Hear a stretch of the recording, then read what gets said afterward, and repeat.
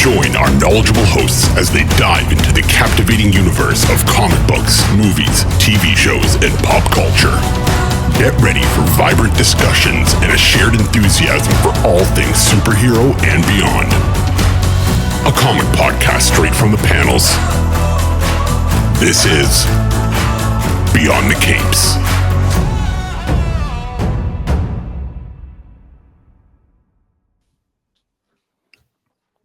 All right, everyone, welcome back to another episode of Beyond the Cape podcast. With us today, the creator of chaos, the father of the sworn, president of hell itself, Brian Pulido. Welcome to the show. Thank you so much, man. Great to be here, Ryan. We're happy to talk. We got a lot to cover because you guys have been doing some crazy amount of work shaking up the comic book game. But as we always ask every creator, of all the things you could have done in this world, between flying a plane, opening an ice cream shop, whatever, why comic books despite its heartbreaking properties? Well, you know, Ryan, I've long said I don't think I picked comics. Comics picked me. And I think that's just what it is. When I was a child, before I could even read, my family would go to, I lived in New Jersey, my family would go to a place called Englishtown Auction or Collingswood Auction. And there was a stall that had magazines, but behind a couple of rows was this other place that had this gorgeous work of the interplay between words and pictures. And it could be titles I barely was able to read: Archie, Richie Rich, Werewolf by Night, Commandy, all this crazy stuff. And I would buy it all. And I'd buy all the covers ripped off, or the top third ripped, or printing errors along the top. And I'd read whatever I could get my hands on. So I think from a very young age, for whatever reason, comics picked me. Definitely. And the fact that you've read so many comic books, I think, shows in your comic books. Thanks. Just kind of the versatile collection, because it's also one of the few, and people can argue with this all they want. I will die on this hill. You could say that you write a villain storyline. I think they're all heroes if you look at it just from a slightly different perspective. That's right. Yeah, I've always been interested. You know, it's interesting. I've read Marvel comics since the day, Jack Kirby, Fourth World, all kinds of comics to this day. I read heroic fiction, etc. But the way my brain works, I always thought I saw something that wasn't being catered to. Characters, let's say, more commonly you'd see in comics from the UK. Characters like Slane, Nemesis, the Warlock, even Judge Dredd. Like, these are like bad people. But I was always attracted to those types of characters. You know, later on, characters like Lobo just sort of naturally gravitated towards those. And partially because I am a fan of heavy metal music. And if you listen to the lyrics of a great Ronnie James Dio song, Judas Priest track, they are painting these vivid pictures of fantasy landscapes, post-apocalyptic landscapes, and there are no good guys. And these people are like going after like crazy goals. So I've always been attracted to villains or anti-heroes, but I do realize that I do want to make them have some sort of a heart, something that the reader could connect to. So even with characters like Evil Ernie, although over the course of 52 issues, this kid did destroy the entire planet and caused World War III, but yet the reader was always on his side because there was a strange morality to his choices of who he killed. You never saw Evil Ernie actually technically kill an innocent. Certainly it was implied. He was usually going after people that maybe, metaphorically speaking, you and I would like to as well. But, you know, that's not how life works. You don't do stuff like that. But Evil Ernie could, or some of the other characters, even to this day. You know, Lady Death has a very fierce morality, but she does not obey the laws of man. So if there's a problem, she will walk right into the middle of something and chop people up to like do what in her mind is right. And to this day, no one has been able to stop her. So, you know, that's what informs her very dark morality. So yeah, I've just always liked those kinds of characters. It's not easy to manage over time, but it is an awful lot of fun. Well, and I think we can all argue in the Avengers, you know, something bad happens. They're like, oh, sorry, world, we just got accepted. Lady Death, she might break the world, but she'll try to put it back together. Maybe with her on top, but she tries to put it back. That's true. Well, what's fun about writing a character like that? So I've written Lady Death since '91. There have been times where she has just straight up gone insane. And I've written storylines where she's overcome with madness, whether it's she had a sword in the '90s named Nightmare. It was a vampiric sword. It actually, when she held onto the hilt, it bit into her. And over time, it literally drove her mad. So she starts out as the hero of this story, but by the end, everyone's freaked out by her because she's just straight up bad. About 4 or 5 years ago, I did a storyline called Malevolent Decimation, Yep. and Lady Death absolutely became evil. And it was only just through luck that they were able to kind of, get her back. A couple of years later, we revisited it. We had our Lady Death visit an alternate reality where she always stayed evil, and she actually ascended to this other being called Empress Death. Now she's really fun to write because there's no redeeming qualities to her, and yet again, still kind of fun. But being with a certain character through all those years, I was informed by my impression of the series of Robert E. Howard's Conan novels, Yeah. and the notion that they're looking at chapters of a life, and sometimes they would jump around in time. There's the younger era of Conan, there's Conan the King, and as I visit Lady Death through the years, it's kind of fun to just jump on different times. And if you asked me, Ryan, you tell me a story, I could tell you what I feel we were after in terms of looking at her quote unquote heroic or anti heroic journey. There's been methods behind the madness in every storyline. Definitely. And I think you have a lot of people that enjoy the storyline. I mean, we've had Don McTagg on the show. I think Ebos was just at the last Fan Expo Chicago.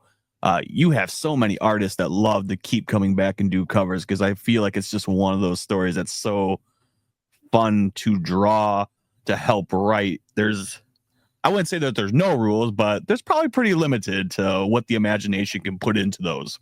Yeah, I think so. I mean, strangely, there's always guides, and there's always like the bookends of what we will do or what we won't do. I mean, obviously, we do very violent comics, and there's a sensuality quality to it. But I'd like to think that we always err with our characters on the side of classy and sensual and tasteful, and that we hold our characters in the highest esteem. And although they're like bawdy and sensual and daring and no apologies, they're also not victims. They don't come out on the bottom of things. They're always on top. That's sort of that just how I always saw it for these characters. Yeah, I mean, I think you could look at all your characters. Lady Death will always be the first one. I mean, you've seen her fall from grace, definitely in the comic books. Yeah, Especially for in some sure. of these recent cybernetic desecration, which was fantastic. That was one of my Thanks. favorite ones. Thank you.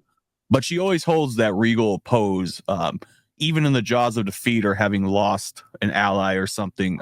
Yeah. You never see her cower or kind of fall to the knee. No, and I measure that, and it's only very specifically where I'll ever let something like that happen with the character. Like I think very, very regulated on that. So I know like how far we've gone with that, or particularly in this coffin era, we really like it to be about her always winning, and the mystery is how will she win. So we've been very careful to have her ass whooped. And although we just are finishing up a storyline called Hell Again, and there is some ass whooping happen in that one, but that's by design. That's like after 20 chapters of story, it's like, okay, here is the ultimate evil, and getting into her brain psychologically and physically overcoming her and all that kind of stuff. But it's by design, it's very measured, and it's uncommon. Like she wins. Exactly. Um, Now, having written comic books for a long time, especially for this character, have you ever been surprised when you look at kind of the way you want to do comics back when you started in the 90s? Because obviously the comic industry was way, way different back then to now. Is there ever some things that surprise you? Like, I always thought this one way of making a comic or how I wanted the stories to be. And I am kind of surprised that I've gone this way, but I really like the way that I've changed in my comic books. Yeah, it's that's an interesting question. I hadn't thought of it from that perspective ever. I do think that wherever you are in your life is informing how the story goes. Yeah. So in that early Chaos Comics era, I'm in my 20s. I believe I'm invincible. I'm very cocky. I'm like I have a real punk rock attitude about things, and I think it's reflected in the stories. I do go back and I have read a couple of them from time to time, and I look back and I'm like, okay, I'm pretty proud of my attitude about back then. The Ernie stuff, like very unrepentant, very fu to the world, and I still think they really hold up. I think they're if you're into it and you read it, there's like a lot of messaging in there. There's a lot of layers. I'm not even going to say it's nuanced, but like if you're into horror, heavy metal, and ultraviolent horror, there's definitely a ton of Easter eggs even back then. So I don't look back and say, wow, okay, I was underdeveloped. I look back and say that was the series of stuff that I was interested in. Let's say in the case of Lady Death, and even a large amount of the Chaos Comic stuff, we were really dealing with notions of heaven Yeah. and hell, and really, looking at storylines, the rapture, and like all that kind of stuff. And I liked that, and that was interesting. And we have not largely repeated stuff like that because it's been done. People sometimes say, "Are you going to bring back some heaven and hell stuff?" It's like, I don't know. We did it, And then I know the OOs. I would admit that with Lady Death, I was very influenced by Lord of the Rings. So there was a move towards dark fantasy. And then in this, I don't even know how you would mark the Coffin era, except to say that I don't know yet. I don't know how you'd mark it just yet. I know that I've had some fun diversions. So Yep. in the Coffin era, I would say Lady Death Blasphemy Anthem till the recent storyline, we changed the methodology of storytelling, and it really was like, in a sense, a superhero story. So instead of having tropes commonly associated with dark fantasy or stuff like that, it really was a love letter to early 80s, late 70s superhero stories, but cast Lady Death inside it. So we did have, our equivalent of a Secret Wars and stories like Blasphemy Anthem or Sacrificial Annihilation. There was a lot of that love letters. And then even you had mentioned Cybernetic Desecration Yep. in the chapter right after. That was a bit of a love letter to X-Men 140, 141, Days of Future Past, and a lot of other stuff like that. Hopefully it is carefully disguised, but it really is going back and saying, man, I really love that stuff. How would I approach it given the particular strange recipe of how I approach storytelling? So I get your question.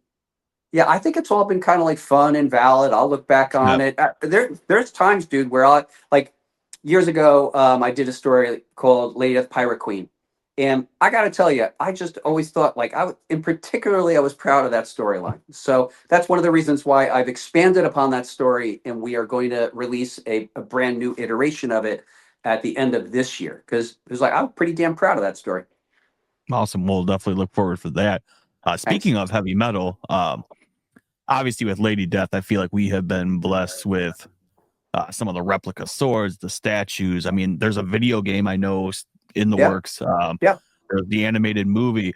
Do you think we'll ever get a vinyl pressed Lady Death vinyl record that just blare like Judas Priest or like an inspired song? Dude, I think that'd be great. It'd be fun. I mean, something that seems to have should have been done that hasn't been done is that maybe that the orchestral soundtrack to the Lady Death anime should be vinyl. But Yes. I I know that with the game, we're kind of getting to that point soon where we're going to start casting voice, and I actually do want to kind of lean on some pals in that universe of heavy metal to be vocals.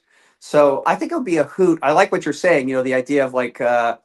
Heavy metal artists of the day doing tributes to Lady Death or Coffin stuff. I mean, it's natural, it'd be a lot of fun. I do know that we want to try to tap into some of that culture for voice actors for the game. Definitely, that will be amazing. Yeah. And speaking of all those add-ons, I mean, the whole reason we're here, and as we mentioned at the beginning, the biggest thing is you guys kind of doing the Coffin launch, which Yeah. I've talked to a lot of indie creators. I've seen a lot of different campaigns and whatnot. This is the first of this caliber that I think I've ever in my life have seen. Well, yeah, I guess what you're referring to is that Coffin Comics has a long 10-year history of using other crowdfunding sources to release our publishing schedule. So we've done over 45 Kickstarters, for example, and they've done great. But we decided about a year ago plus that it would be the next step for us to actually design and build our own crowdfunding platform and use it for our general publishing schedule. So that is exactly what we did. And as you and I speak tonight, Ryan, we are about, what is it? So today is Tuesday. We are 5 days into our first ever self crowdfunded platform launch of Lady Death Savage Rain.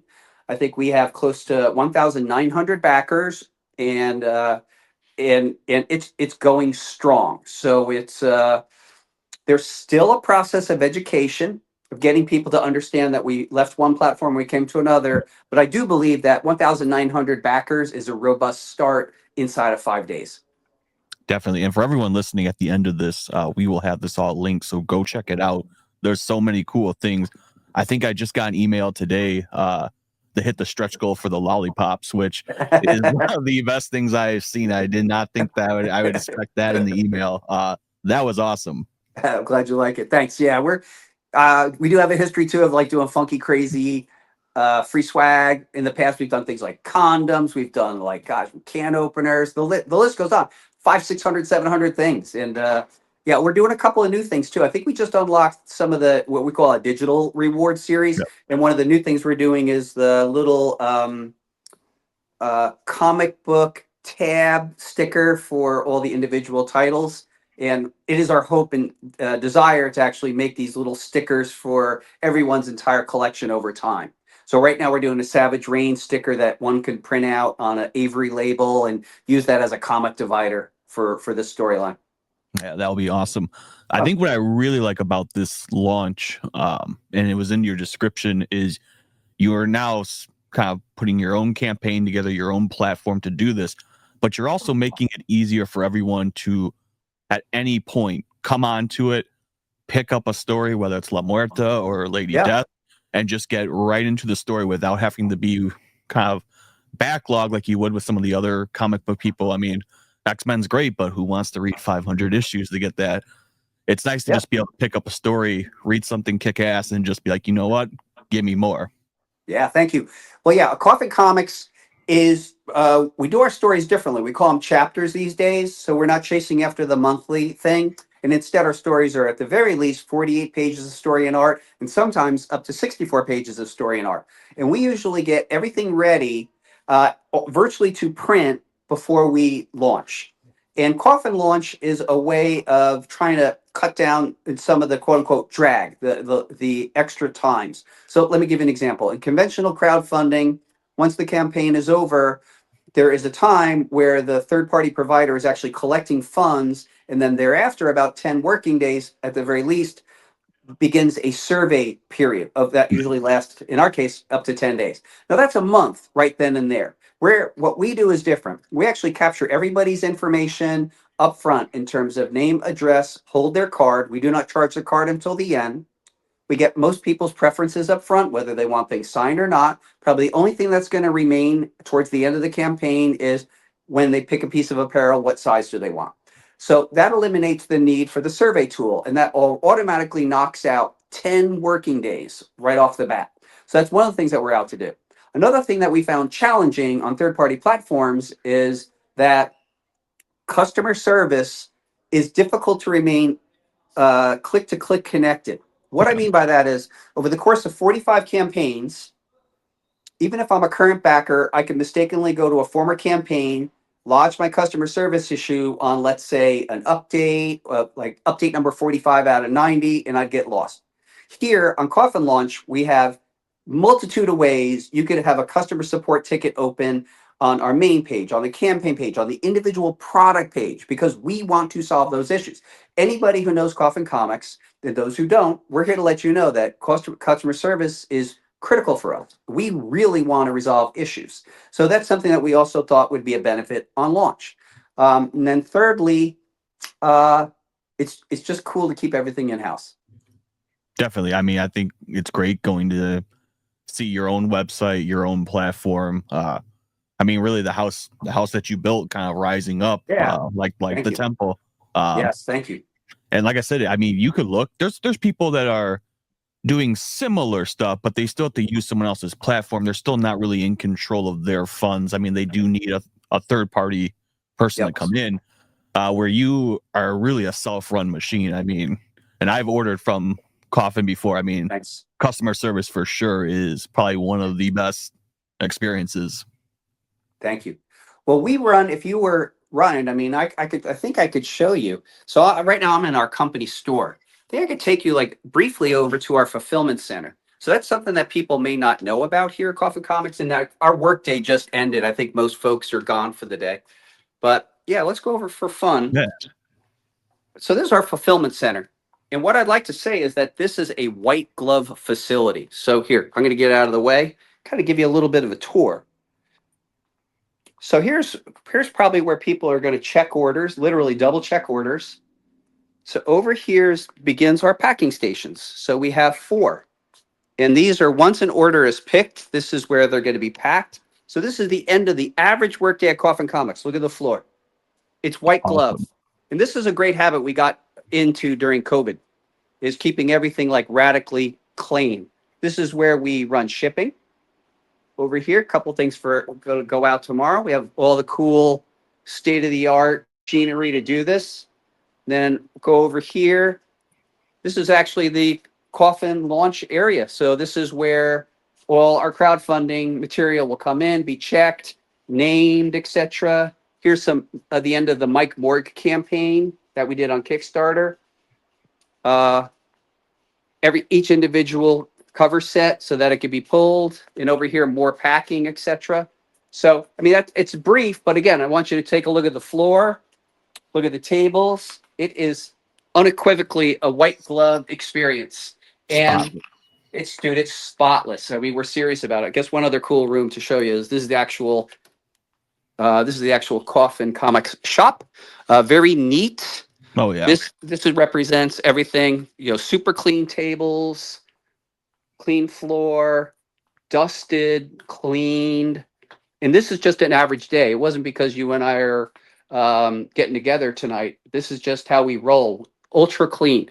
It probably helps that I'm like fairly uh, obsessive on stuff like that. That kind is a big help.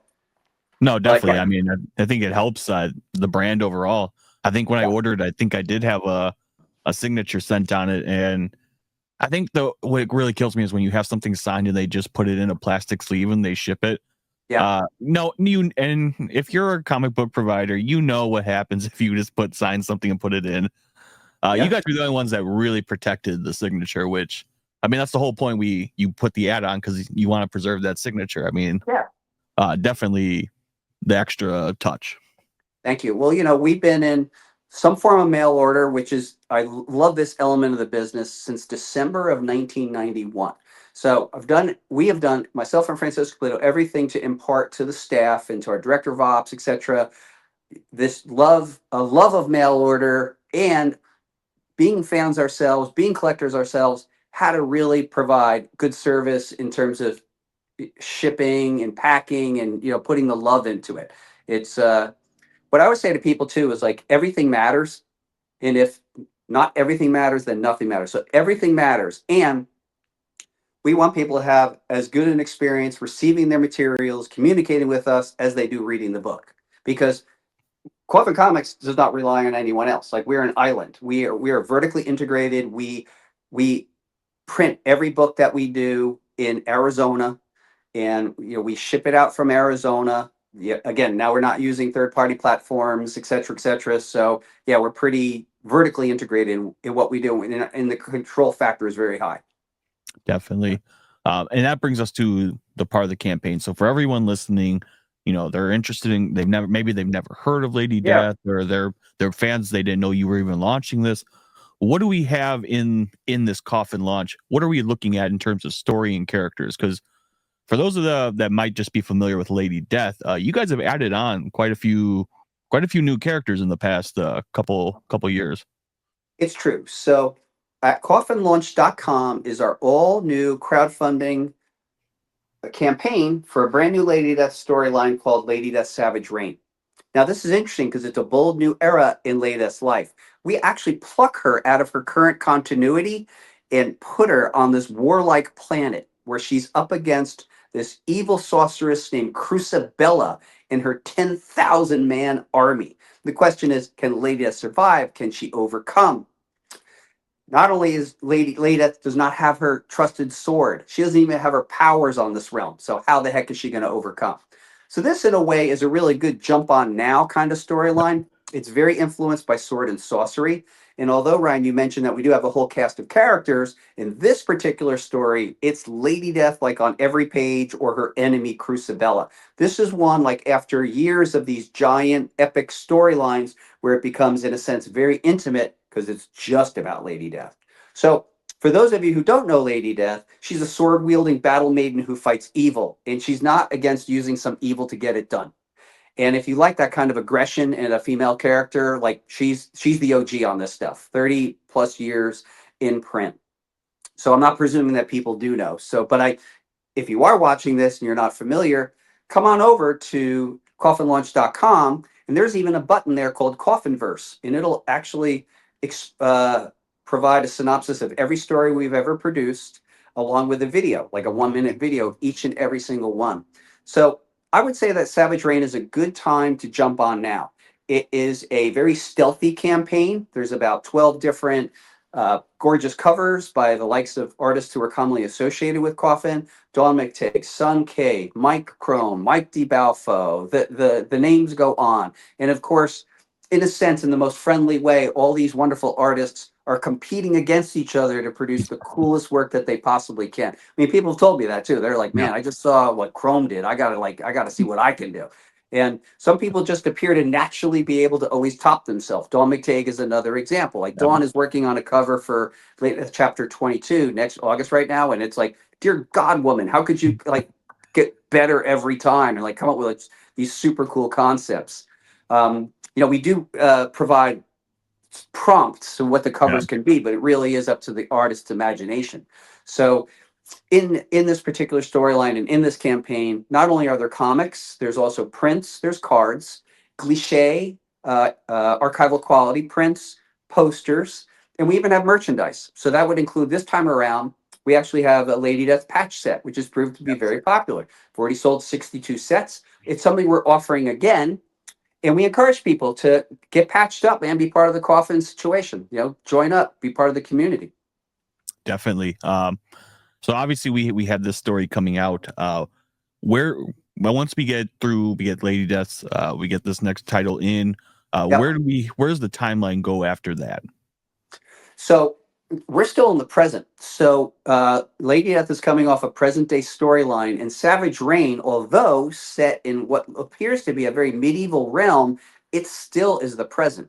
So I think one of the questions that we are not answering, but we are posing is, what is going on here?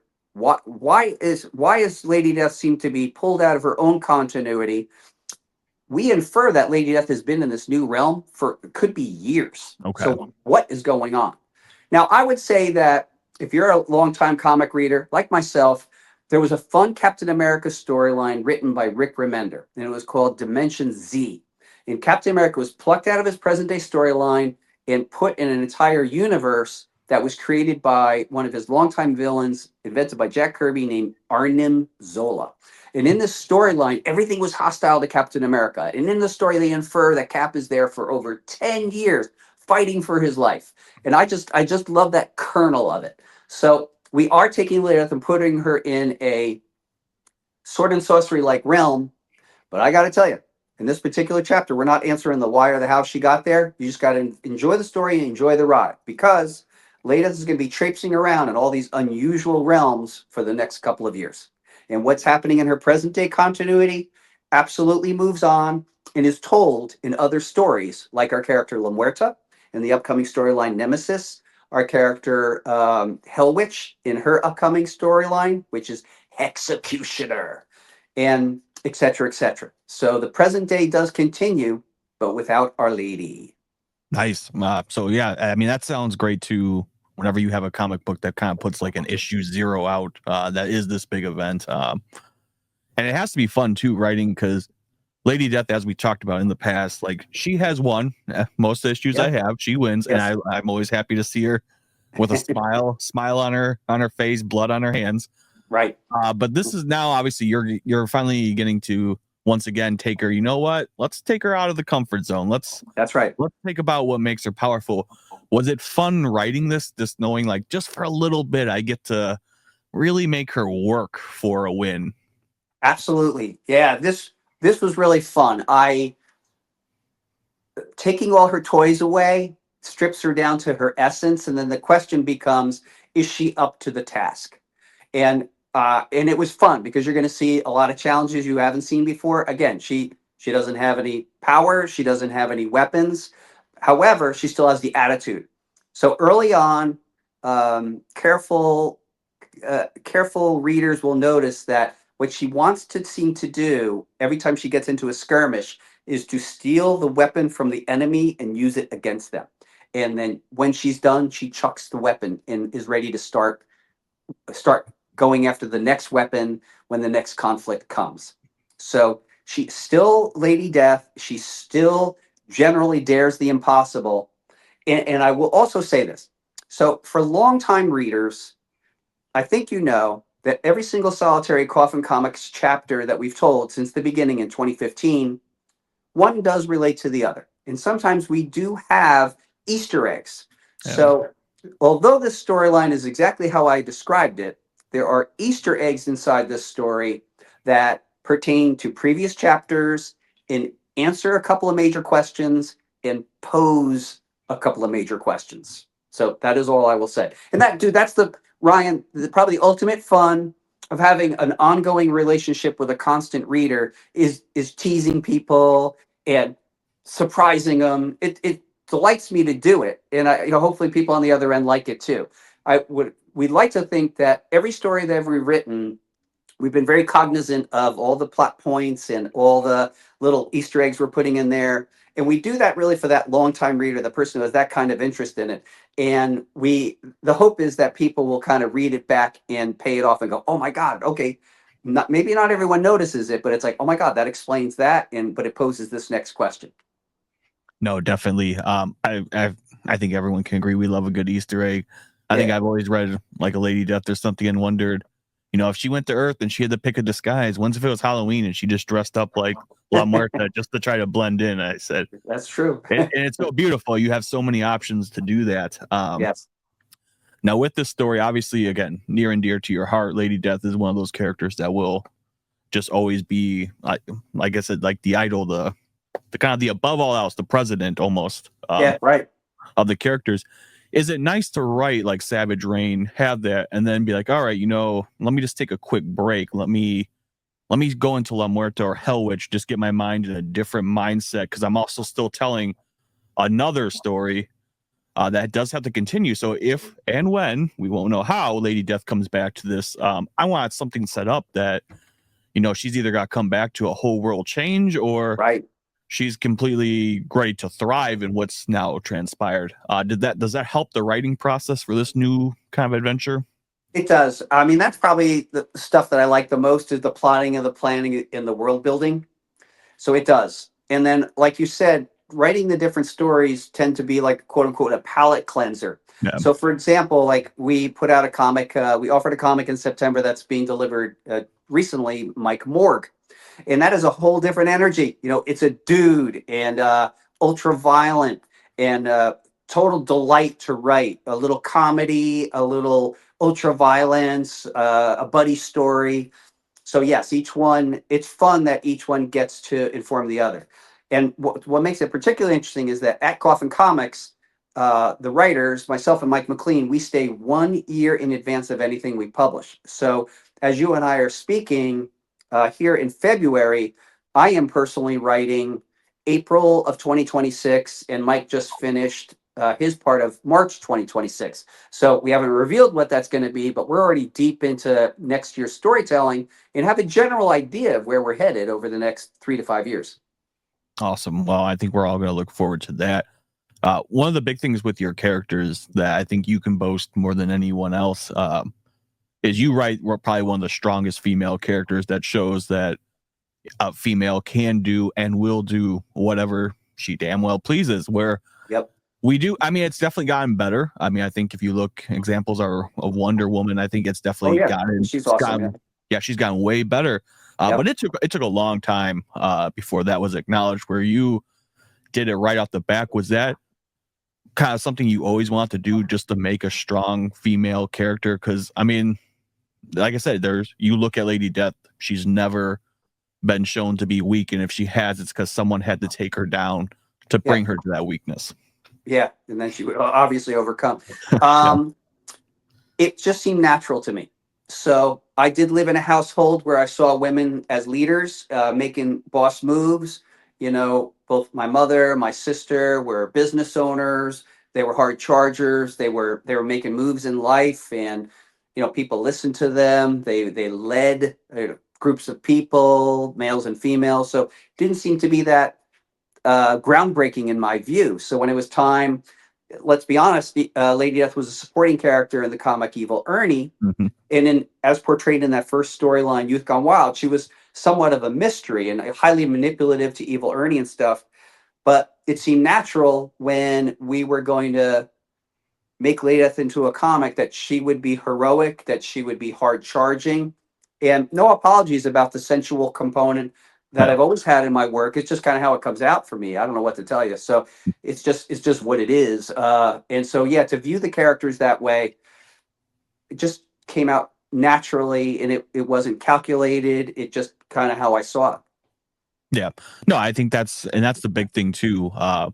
Despite what everyone, like, if you look at the covers, you might be like, oh, why is she might be one of the most sensual characters, but Yeah, she has never really used like that to show her power or to assert power, maybe to manipulate. to But manipulate.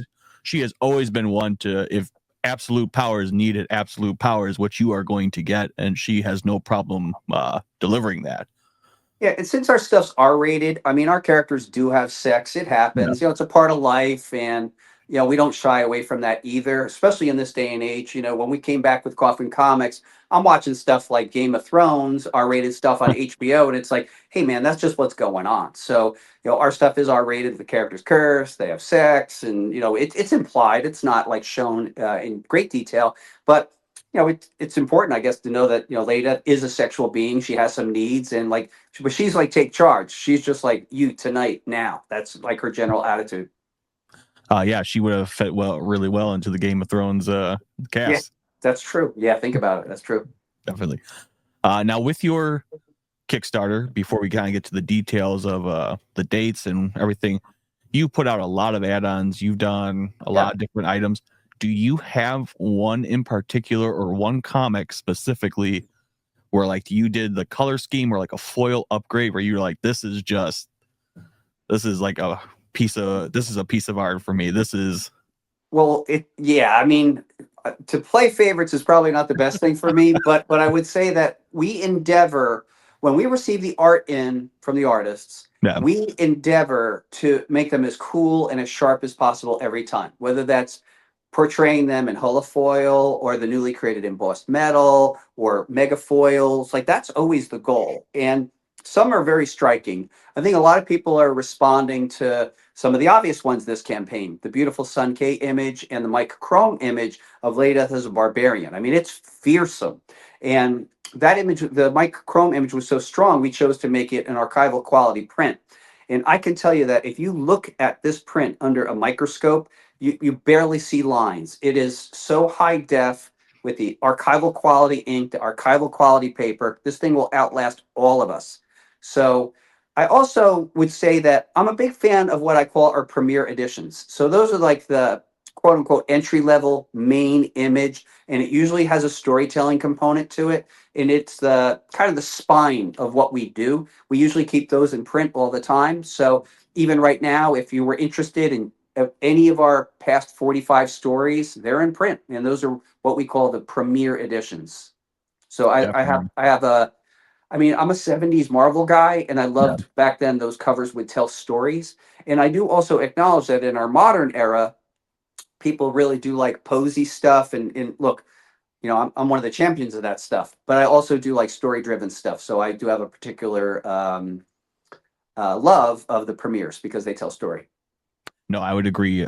Seeing a cover and kind of getting a glimpse of what the story might be or in the future is always great to see. Yeah. I think one of my favorite covers that if you ever brought back, I think it's one of my old Chaos ones. It's a leather bound issue. Oh yeah. That was somehow I got 3 of them too. Nice. There's nothing better than like seeing a comic book in that leather look to it. If you ever bring that back, I'd be up for that. That's cool. Well, so back then, those covers, go back and smell them. They were actual leather. Yes, And they we were. really went to great expense on those. And we actually no longer can find a vendor that would do stuff like that. Because think about it. That was leather. It was folded, cut, and trimmed with saddle stitching. And, it's like a lost art. I know I've seen other publishers in the mid '00s call them leather editions, but they really weren't leather. We're always looking for the new funky weird thing in terms of enhancements. We have been responsible for introducing the concept of the metal cover Yes. to comics back in the day, and other crazy enhancements we've done like chromium and flocking. The velvet stuff.